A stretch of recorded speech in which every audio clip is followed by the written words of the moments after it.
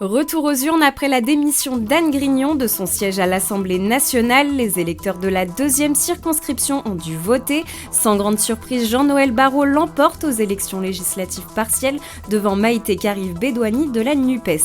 Déjà membre du gouvernement, le ministre cède son siège à sa suppléante Anne Bergantz. En pleine grève chez Total Energy et Esso ExxonMobil, près d'une station-service sur 3 connaît des difficultés d'approvisionnement en France, une situation tendue également dans les Yvelines.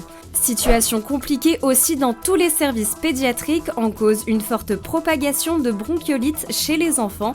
Le mois de sensibilisation au cancer du sein est lancé. À l'occasion d'Octobre Rose, la première dame Brigitte Macron s'est rendue aux Trois Arches à Poissy. Ce lieu accompagne des personnes atteintes par le cancer. Et l'émotion est encore vive 2 ans après l'assassinat de Samuel Paty. Élus, habitants, professeurs et élèves se sont réunis pour rendre hommage au professeur assassiné par un terroriste à Conflans-Sainte-Honorine. Durant les championnats du monde de cyclisme sur piste au vélodrome de Saint-Quentin en Yvelines, la France termine à la 3e place, ex-aequo au tableau des médailles avec 3 titres remportés.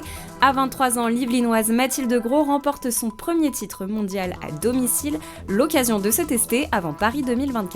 Eux ont enfin pris la mer après plusieurs jours d'attente en raison du mauvais temps. Les 128 skippers de la Route du Rhum sont partis en début d'après-midi de Saint-Malo, direction la Guadeloupe. Parmi eux, 2 Yvelinois, le Rambolitain Louis Burton et le Versaillais Éric Bellion.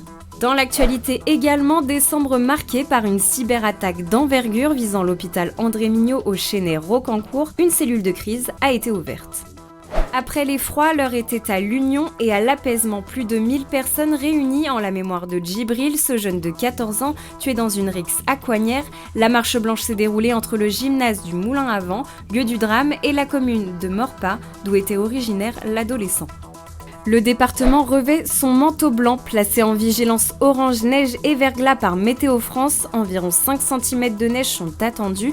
Les autorités invitent les Yvelinois à être prudents, notamment sur les routes. Et l'année s'achève presque en beauté. Vous étiez 6000 à soutenir les Bleus au Vélodrome national de Saint-Quentin en Yvelines, et ce malgré la défaite de la France en finale de Coupe du Monde face à l'Argentine au cours d'un match à couper le souffle.